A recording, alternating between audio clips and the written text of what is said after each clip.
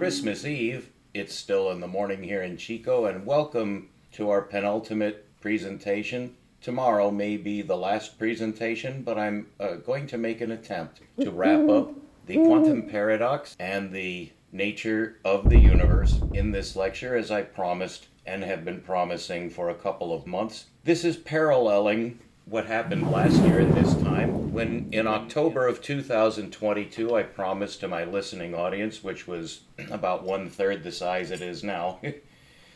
Although not great, I appreciate every one of my listeners. Thank you very much for tuning into this channel. This does me a lot of good to make these presentations, and one must at least imagine someone listening, because that is what science does. It's based on communication. Last year, at this time, I was giving the long-promised definition of time, which actually I was still working out, although I thought I had it. The proofs are the most difficult part in a scientific discovery sequence, because that is the basis of communicative science, is the proofs. Because you must never, ever believe a human. Humans are inveterate liars through no fault of our own. So there's no blame involved here, there's no cynicisms, but you have to be skeptical, though, of humans. What you never want to be skeptical of is a proof. So we're going to attempt to get to the meaning. This is following up on all the proofs that I've given you thus far, and if you're not acquainted with the proof sequence that's led to this nexus and this synthesis, they are available to you, but I don't ever expect that anyone is even remotely tempted to go back and do what I would call homework, because I wouldn't, unless I were highly motivated, and of course you might want to, so those videos are available. To date I have made over 400 videos. Not all of them are, I would say, easily digested by themselves. They are meant to fit into a whole. And for better or for worse, it is necessary for a discovery science, which somehow I've become, to make sure of himself, his proofs.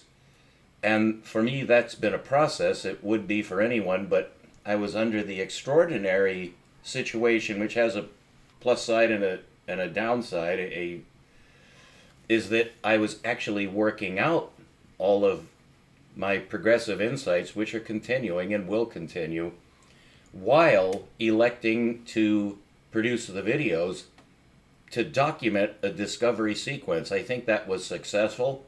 So for anyone who has time to go through 400 videos, I honestly don't think any of those videos will ever be watched, except maybe, one here and there. But that's not important. But I do like to give the bracketing information for what you're about to hear, because I am a human and you do have to trust me in some way. And so I hope that you're convinced that I mean well. I am not trying to promote some dogma or propaganda or system or model or theory.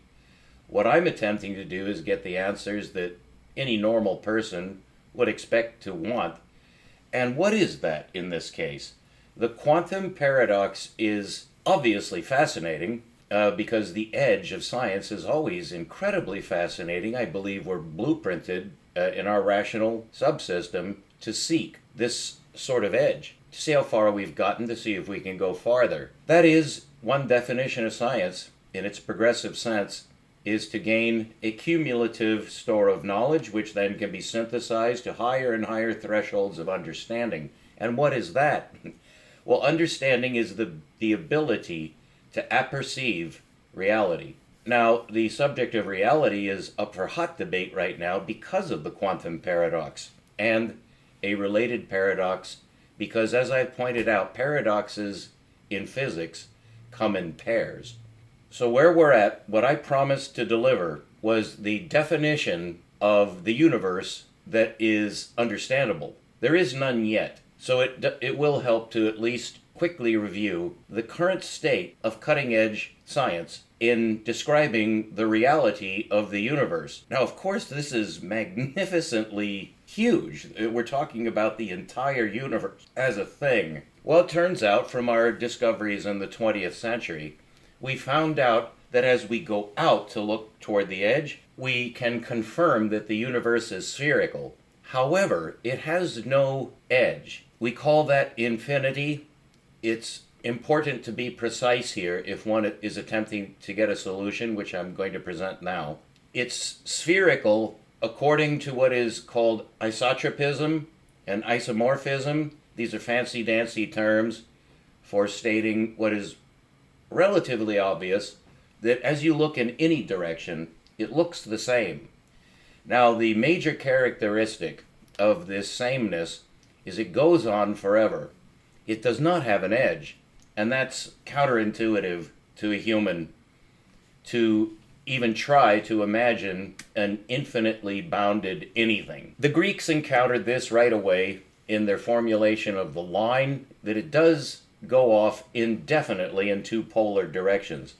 Well, as I've summarized for you, the universe, as physics has perceived it, goes off infinitely in two directions, but not linearly, because the center of the universe, essentially the Bohr atom, although it gets down to the nucleus and the proton, and the mechanism that has come to be formulated as the proton, there's a limit going in. And so it's an infinitesimal limit. And that is the reciprocal of infinity in spheric space. So to the degree that you might have a point in spheric space, according to physics, as well as pure geometry, pure mathematics, that cannot be zero. It is zero in linear space, and that's an error. It's a geometric error of profound significance, because the difference between linear center, which would be the center of the line, or of two lines, is the same zero, but you can see that that zero is now dimensioned. And when you get to 3D space, which is what science uses, and Albert Einstein used it, of course, and all physicists use 3D grid space, that has a zero. And now you have three different zeros, one for the line, one for the plane, and one for the cube, each one of which has a center. And mathematically, according to the basis system that we've always used, that is zero. That is not true in spherical space. In spherical space, I was able to prove in 2022 that it's based on a different mathematical construction called multiplication. Multiplication does not work on the line. We were taught that it does work on the line because 2 times 3 and 3 times 2 both make 6. But you can immediately see by projecting that onto a plane that 3 times 2 is a two-dimensional operator. And so it doesn't work on the line. It works on the plane, because the rectangle formed by 2 times 3 is oriented differently from the rectangle of 3 times 2. So it's not commutative, and it's not linear, unless you're willing to say it's linear systematic. It's not linear spatial. The zero is actually a derivative infinity of add, and the only operator that works on the line is add. And the proof of that is when you draw the line and get the Archimedean, which would be the center, you can now declare that this infinity is polarized with respect to this infinity. That's a 180-degree valence. And so when you add the two infinities, they add to zero. And that makes zero the infinitesimal of the line. And the two infinities are the integral of the line. Just accept these terms from now. They have been proved rigorously, but you may have questions. You can always go back and see my previous lectures. This is the synthetic phase, where we must bypass the proofs. So there's a certain amount of trust here involved, but I'm not attempting to snow you, and I can prove that I'm not, if you're willing to do the work. Time forbids me to give you all the proofs, so we're just going through what has been proved. So instead of zero being the center of real space is not linear. The universe is spherical. So we need to say something about that, because it's not spherical in a purely geometric sense, because a geometric space must be bounded. If infinity is in the system does not work. So the core problem in constructing the geometry of the universe is to deal with the infinity, which now you can see, both in linear space, is two infinities, plus and minus, but in spherical space, has two poles, but not linear poles. It's the center and the edge. And those are related on multiply. Now you know that add has the additive inverse subtract. That is not strictly speaking necessary. Add alone is the operator that works on the line. But if you want to use subtraction, that's perfectly all right, because 0, the identity number for linear space, does not affect either subtraction or addition. Now what we want for spherical space is the Archimedean, which would be the geometric equivalent of 0, but instead of being based on the linear identity of 0, it would be based on the multiplicative identity, which is 1. And the reason we know that, and that's taught in all elementary textbooks, and everyone knows this, there are two identity numbers. 0 is for plus minus, for addition and subtraction. But 1 is the identity for the multiplicative division system. In the case of multiplication and division, these are obviously not linear operators. However, physics disagrees with me, and so that is a conflict that must go to the death. Either I'm right or I'm wrong. Since I am right, I'm going to state it as such, that linear algebra does not work to solve the quantum paradox or anything cosmological, including deep space macrophysical. The supermassive black hole cannot possibly be constructed in physics with linear algebra. It has not been done, and it has been tried, but it's incorrect. And a derivative of that insight is that the Big Bang cannot possibly be right for the same reason. Each one of them assumes that a 0 is at the center of the number system being used to analyze the space, and that simply fails. There is no 0 in the physical universe. So does the physical universe actually have a number system? It does. And it uses linear numbers as component numbers in a two-component system. This should not surprise you. This is nothing extraordinary in the sense of being brand new, because complex numbers are two-component numbers with an imaginary so-called component. What I've discovered is a two-component number system for spherical space that does not use imaginarity, but we cannot actually discard imaginarity. We need to incorporate it into the system because imaginarity is real. Imaginarity is not imaginary. It's a lexical problem, a syntactic problem with human language, that when we say that something is imaginary, we think of like The Hobbit, fiction, just something stupid that doesn't apply to science. But the word imaginarity has come into use in both linear algebra and in the attempt to penetrate the paradox, which is not only the quantum paradox, but it's reciprocal at the edge, which is boundless space.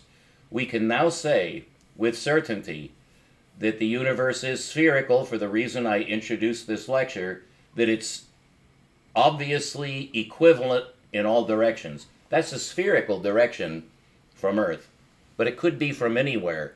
And that's part of the paradox, that anywhere in the universe that you may be could be anywhere in the universe, which we're not sure how far it goes, so it's already difficult to state what we're saying. But if we were to transpose ourselves to some other place millions of light years away, and we took the same readings in all directions, we get the same results. Now that is assumed, but nobody knows, because infinity going out, this would be outer spatial infinity, and that's the distinction that I like to make. Whenever you say infinity, you really need to be more specific, because infinity comes in at least 6 flavors, each of one of which is involved in a duality. And to see that, you begin at the line and notice it has 2 infinities. It's quite that simple. But you can prove that that line that you draw in the space that you construct in your head is hitting 2 infinities in an embedding space, and that would be spherical space. I proved that in what I call the antipodal theorem, for which you can consult previous lectures. So to sum this all up so that we can now get to the solution sequence for universal space understanding, we need to deal with two paradoxes that I've found are related, mathematically and geometrically. The outer limit of physical space is the boundlessness of spherical space. This is real space, that we cannot find the edge. The James Webb Telescope has so far made no progress in discovering something different going out than what we see in near space. That's hotly contested, but there's no absolute decision yet. Nobody knows, and so it's all theory. We don't really want theory, because a theory is a placeholder for understanding. It means here's a place where we have a theory because we don't know. The solution to that is based on the discovery of spherical space with its spherical number system, which I suppose I would get credit for if there were such a thing. I will not get credit for this because no one will ever know about it, except you will. You can get credit for it. Forget that I ever existed and run with this. Once you understand it, you claim it.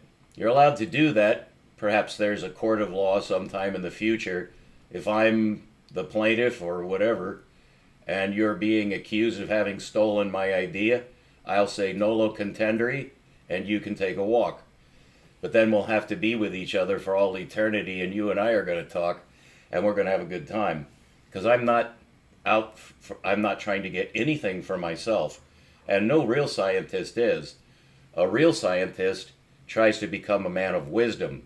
I've already done so, but you don't need to credit that, because that might sound like a snow job. And now I'm going to sell you some snake oil. No, I'm not. And my only defense is I'm not seeking anything, and nobody can challenge me on that. I don't ask for anything from my listening audience. Not even likes or subscribes. Although if you do press like, it really makes me feel good. If you subscribe, that could make me look good in the future. I now have, I believe, 50 followers who don't all tune in. They're not like following me, but they did subscribe, which is a positive. I like it. It's nothing wrong with that, but I don't get anything from it, okay? So the way to compose the edge of spherical space mathematically is to realize that we do need to consider the concept of imaginarity, which is already built in already to linear algebra in the complex number system. It does use a component that is called imaginary. Now, you could say that that's an artifact of language, because the reason it was called imaginary is because the other component already had a very unfortunate identifier called real. The word real should never be used in science unless you restrict the word real to something concrete, and it never is. Real means whatever you want, which means it's not a scientific term. So the real numbers, rather ironically, are actually the unreal numbers because they're fractal. And basically the man who proved that was Georg Cantor. He lost his mind. He died in a mental hospital, an insane asylum in Poland. And that's how Georg Cantor ended his life, after having shown fairly conclusively that when you try to make the linear number system, which you have to see it actually is a line, as was proved by John Horton Conway in my lifetime. The line and linear numbers are exactly the same thing. But if you try to make it continuous, you destroy the function of linear separation. So the effort to get continuity on the line, resulting in a formulation called the real numbers, which took decades and is still in progress, it's impossible. It's a fool's errand because it contradicts physical reality, it contradicts mathematical logic, because the linear number system, by definition, is quantum. It's quantized on the line. Each number is a point which has no meaning at all except as that number. In other words, it's an indivisible number. It's an indivisible point on the line. When you get that down to zero, the Archimedean of linear space, that zero is considered therefore to be a number because it's an equivalent point on the line. But that zero is unlike the other numbers, and it does not work for division or multiplication. It destroys the system if you attempt to use multiplication and division with linear numbers. It cannot be done. And the proof of that is the formulation of the sine-cosine relationship, which is a pure calculus infinity, which cannot be used in geometry. Not only did we get sine-cosine, we got the complex numbers, which have an imaginary component in linear space, and that does not work unless you use E, and still it doesn't work. And we also got the calculus. The most hideous dungeon ever constructed for the human mind is calculus. Newton knew what he was doing with it. Leibniz knew what he was doing with it. But when Ruger Joseph Boschkovich came along, after those two men died, who knew their calculus better than they did, and did not use it to get the solution for quantum space, before the quantum was discovered, before the electron was discovered, before the proton was discovered, and before the atom was discovered, before electrodynamics was discovered.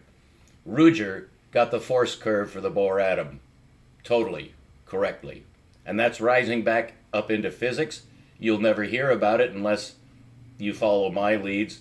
You can find out that this is what's happening, but it's being severely cordoned off because it's a nigger theory. It's not acceptable to dominant science, and so it won't be accepted, whether it's true or not. And it is true. Roger got it. No one will ever know that, except for a chosen few. And I was blessed. Months after I discovered the spherical number system, I ran across Roger's work, because in my in-depth research I kept running across his name.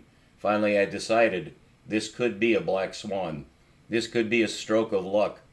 I don't necessarily believe in luck, but we have no other way of putting it from our egocentric, geocentric point of view in which we're locked on Earth. But that is what happened, and when I discovered Ruger's work, I was able to validate his work to the same proportion that his work validates mine. And now Roger and I are at the head of science. He's dead. He's been dead for about 250 years, but I'm still alive and kicking, and I have all the knowledge and wisdom that Ruger bequeathed to me. So it's an honor to be able to honor that man's work. So that's what you're going to be hearing right now, and looks like, since we're at 23 minutes already, I'll make this a long lecture if I feel like it, which I always do, but I'll try to also look for a logical cutoff so I don't have to torture you to hear something that's over an hour long, which is beyond your human endurance, because you probably need to step up your game to get this. So since the universe is spherical, and that's been proved in science, we now need to deal with the fact that it's not spherical, which is known from perceptual reasoning. If it doesn't have an edge, then it's not a sphere. You don't know what it is. But it is a sphere, and it needs to be bounded. And the secret to bounding spherical infinite space is exactly imaginarity. Imaginarity is real. It's not the opposite of real. Remember that imaginarity crept into scientific nomenclature, its scientific lexicon, because the real numbers had already been named, but the complex numbers needed to have another designator, another adjective for the other component, which is not real. It's based on the square root of -1, which is completely non-representable and therefore is not true mathematics. But it is geometrically significant. When you use the square root of -1 for both complex and hypercomplex formulations, you get curvature. It's still irrational though, and we've got to get rid of irrationality because it doesn't work in geometry. The Greeks knew this, and it's been forgotten because geometry has been forgotten, because it is thought that the real number line, with the use of imaginarity, complexity, and E, you will need E to get the actual rotation function, both in the plane and in the sphere, which is what Einstein used. You need imaginarity, and here's how you get it into the spherical system. You declare the edge of spherical infinite space to have a boundary that is imaginary. Every single word is important. And so the number that I actually had to dream in order to actually see this. And so there was many a morning, sometimes in the wee hours of the morning, I would be awakened with an insight, and I would go sometimes naked to the computer and type out what I saw. And what this led to was a very simple number that defines the edge of the universe, and that is infinity over 1. That is spherical infinity over 1. In multiplicative space, which I've taught you is proportional space and should be called that, multiplication and division create a relationship that allows a two-component number to be developed, which we call a fraction. When you have two of those fractions and they're reciprocal, they multiply to 1, and that takes the place of the line. We now have the number system of the sphere. And therefore, we only have one of the numbers. When you have spherical infinity over 1 for the edge, multiplicative space dictates that you now need the infinitesimal. And that's a calculus term. Spherical infinity over 1, an imaginary, you could say that, an imaginary number. Spherical infinity over 1 that bounds finite space. Everything inside it is finite, by definition. But there's another number at the other pole. On the line are two poles, they're 180-degree relationship. In spherical space, there are two poles, the center and the edge. I'm now going to show you that those are actually perpendicular. They're 90-degree relationship, which Albert Einstein proved, but this is the geometric justification for his proof that time and space are orthogonal. That is the Einstein field equation basis of his formulation, is that the fourth imaginary line in cubic space is time. Well, that means it's orthogonal with cubic space. So time is perpendicular to space. And to the degree or proportion that Einstein's field equation works, which it does, because it incorporates the time differential into volume space to account for simultaneity, which is part of the quantum paradox, so all of this relates. In spherical space, we're going to begin not by saying that the two component numbers are orthogonal, but we're going to use a visual clue. In a two-step process, you will see this and understand it, and you will have this forever. And it's a major synthetic insight at the basis of mathematics and geometry. So I hope you enjoy this. Picture the sphere, which you can also picture just as a circle, but remember that it's a volume circle, which is a sphere. So it has a center, which we consider to be a point. Geometrically, it is. We now need a number for that point at the center. However, to the degree that that point would be 0, then infinity has no definition. And that's actually where physics is at. That's why we have no solution to the cosmological paradox and no solution to the quantum paradox, which are reciprocally related, as I will show you. So this is the mathematical and geometric basis of universal space, recomposed, justifying Euclid. Euclid invented trigonometry. We give him credit for that, but as many men, but Euclid, with his elements, dominated science for 2,000 years, approximately. So that formulation works, and linear algebra works. It gives us technology, but all of that's linear. Now, in cosmic space, linearity fails at the two limits, so we need to recompose our number system, but we can never lose linear numbers. So one of the hurdles that had to be overcome to devise the correct number system for physics is to take the linear numbers and extend them. That was done for complex numbers and for quaternion algebra, which is essentially what Einstein used. But both of those use imaginarity. We don't want that because they're linear imaginarities. The imaginarity is important because the universe is unbounded. So we need an imaginary space at the edge. That is a dividing line. Well, this would be a dividing sphere. And that sphere has a number. It's the edge of the universe to the proportion of the center. So spherical infinity over 1 is an imaginary number, so that gets us complexity. That gets us imaginary space. That number is imaginary space. So it is the boundary between imaginary space and what's inside. What that boundary bounds two aspects of the universe. The inside is what we call the universe.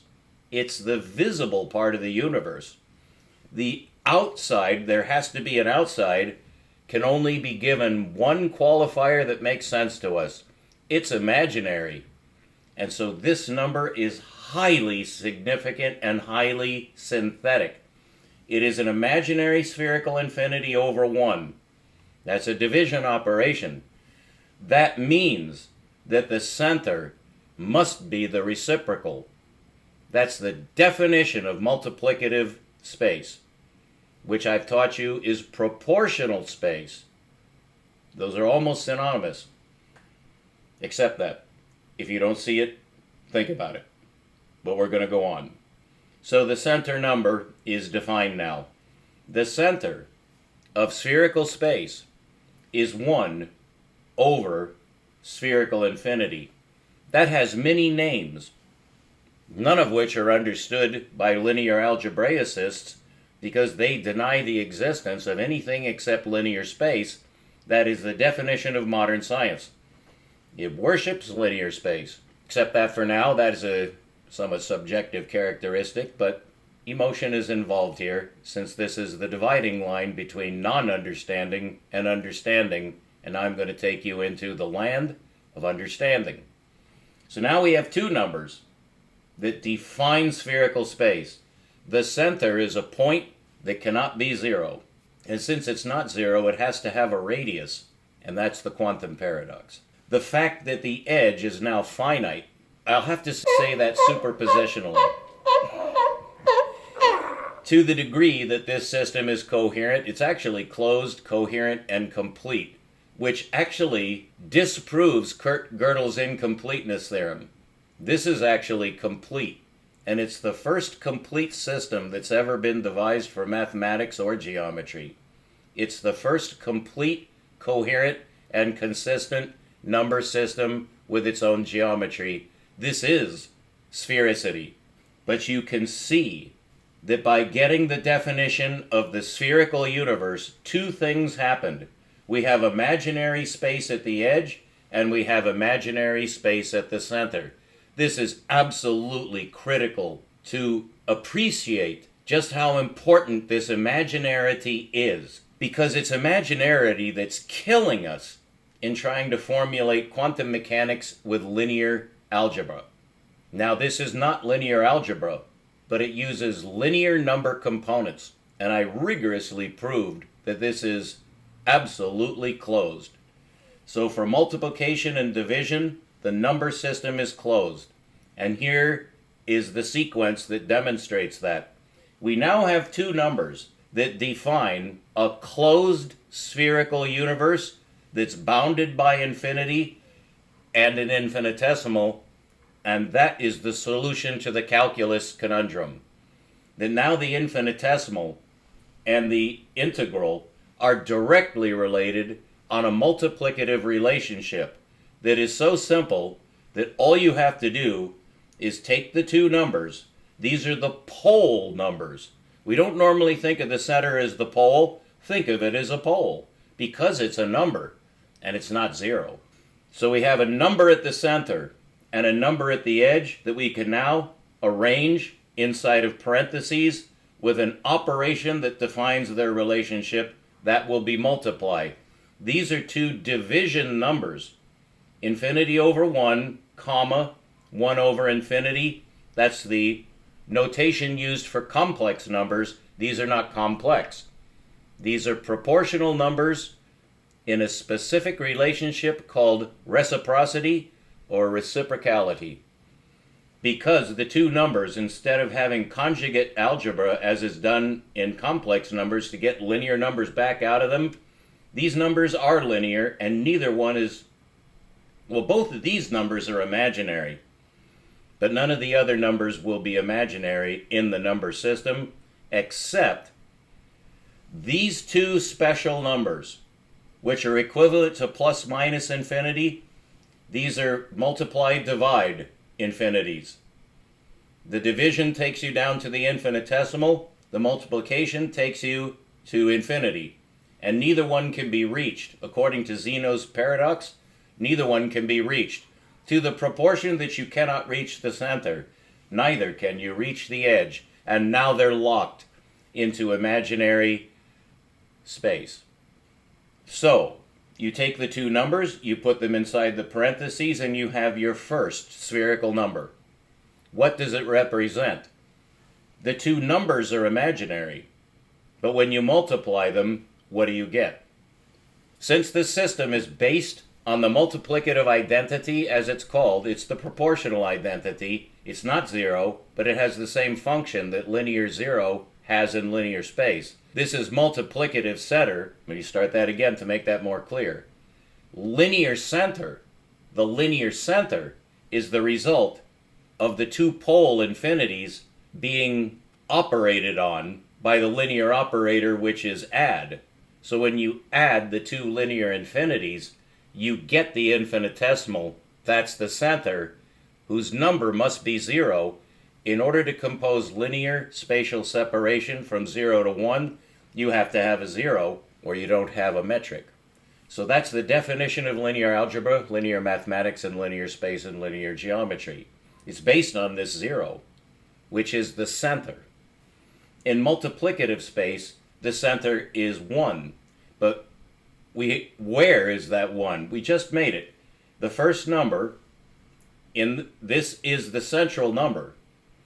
When you multiply the two infinities, you get the center of the numeric system. It's also the geometric center. So if you have the point at the center and the edge way out here, and you multiply the numbers together, they're both imaginary, you get a 1. Where must it be? It must be between the center and the edge, correct? That number is 1, and since it's harmonically balanced between the center and the spheric edge, it's a sphere with a value of 1. And that is the basis number of the numeric system for the universe. This is the actual mathematics of the universe. You're seeing it being formed right now in your mind, I hope. So what does that do for us? What that does is it gives us a 1, right? That essentially has an imaginary center. That 1 is the surface of the infinitesimal. It's a 1. Inside is imaginary. Outside, to the edge, is what? If you have a 1 that's based on multiplication, and you're using whole numbers, which, again, has been proved, you have to use whole numbers. Max Planck is partially responsible for alerting us to that, but I'm the one who discovered that fact. The only numbers that are used in universal physical space by the universe itself begin at 1, and 1 is the lowest number.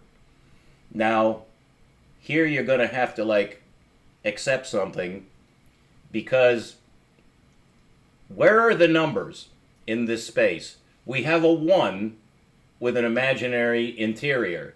We have an edge with an imaginary exterior. What's in between the edge and the center, which is a surface now? And the way you find that out is by realizing that the surface number for the sphere, which is now the center of the universe, well, if that's the center, then what's inside? Imaginary space. But imaginary space has a geometric center. And we can see it in our mind, so my goodness, how are we going to get inside the sphere? Because that's obviously real. Well, consider this. This is the two-step process that I promised you. We're at 40 minutes, so this will be close to the end of the lecture, and then we'll have another. Since we have one number now that's real, the number 1, which is the sphere, we can think of two spaces as being visually perceptible. We can't see beyond the edge, and I think everyone knows that. That's the whole paradox of outer physical infinity. You can't see infinity. So it's imaginary outside the edge. But we're going to not treat the interior as imaginary, because it's a different kind of imaginarity, isn't it? Because you can see it geometrically. There has to be something in there. We're getting there, and here's how we do it. When we realize that we have one actual number now, and these are real numbers, these are the real numbers, we begin at 1, that's the center. Okay, that's the surface. Now, take your first split number, in whole number space, natural number space, counting number space, integer space. There's no negative numbers, but we'll get to that when we get to the hypersphere. So these are just positive whole numbers being used in reciprocal relationship. What's the very first one? It's 1 over 2, comma 2 over 1. That also multiplies to 1. So where are the two component numbers? Think of the 1 half as going halfway to the center. At the same time, the 2 goes out. And this makes quantum shells in spherical space. Now the number going in is imaginary, but we're saying that imaginary space is real. It's just as real as any other space. The outside of the universe is also real. It's just that we can't directly access it with linear numbers. But we're getting to the point, pardon the pun, where we will be able to address the two imaginary spaces geometrically and mathematically in hyperspheric construction. In order to get to hyperspheric construction, we have to complete the construction of the sphere so that it's closed, consistent, and complete, and that's the end of Kurt Gödel's incompleteness theorem. I hope you're following this. When you split the first number, you get a shell going out and a shell going in, correct? This is Zeno's paradox. The shell going out will never reach the edge, and you can figure that out if you give this a moment's thought. Also, the number going in, these numbers are going in and out simultaneously in our construction because each component number represents one of two spherical directions. The one going in never reaches the center to the proportion that the one going out never reaches the edge. And so these are actual spheres so far. The one going in is different though, and we're getting to that. So now we can quantize all of space. 2 is the first shell. What's in between these shells? That's a very good question. You can make the metric as small as you like, and this is the nature of the calculus, which I don't want to confuse you by saying something from calculus, because that's actually, we just got rid of calculus. But to get an idea of what is this space going out, how is it constructed? Well, on a line it's points, as you know, but that will not capture continuity. Also, continuity in spherical space is still quantized, and the shells are points. Each shell in spherical space is equivalent to a point on a line. Now, I don't want to make that direct, but this is conceptual, so you understand that there's something in between the shells which is non-numeric, right? That is a limitation of physiology and the fact that we're finite beings. There will always be an infinity somewhere, but we're trying to get rid of it because infinity can't be computed. It's not a number. But in imaginary space, we can actually get rid of two paradoxes at once. We just did so, but you do have to accept this one tentative or temporary visual, it's a visual paradox, that the shells going out, it's not continuous, okay? And that's called the quantum jump.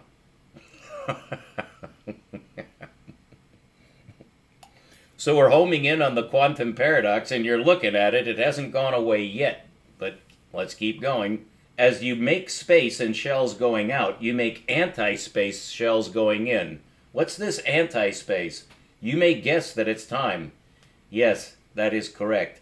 However, Albert Einstein already proved that it can't, this is a 180-degree valence. In spherical space, as the sphere shells go out, that's the radial line in all directions. The shell is perpendicular to that radial line. A moment's thought will convince you of that. That if you have a spherical ray going out, which is the integral of all the rays, it would be the integral line from a center.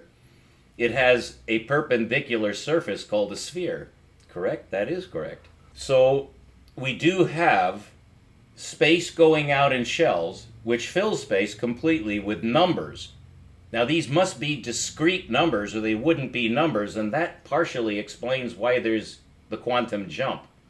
Because the quantum jump is exactly the way to say that you have discrete numbers. But in this case, there's a gap. Well, on the number line, there's a gap too. The gap had attempted to be closed. For instance, between 0 and 1 was considered to be an infinite number of numbers. Well, then you just failed. It's the attempt to get continuity onto the line. That's a direct contradiction of the number system itself. And that is the quantum paradox stated in basic mathematics. It's the difference between a particle and a wave, because a wave is continuous, but a particle is discrete, and it can't be both at once. This is how to find out how they can be both at once. So the straight line that goes from the center to the edge, it's not a line in the sense of having two linear poles. It's a line from the center to the edge, which has a multiplicative dual pole. And we know the two numbers at the edge. That instead of adding to 0, we multiply to 1. And now from that we get 1/2 and 2 over 1 that begins the quantum number system.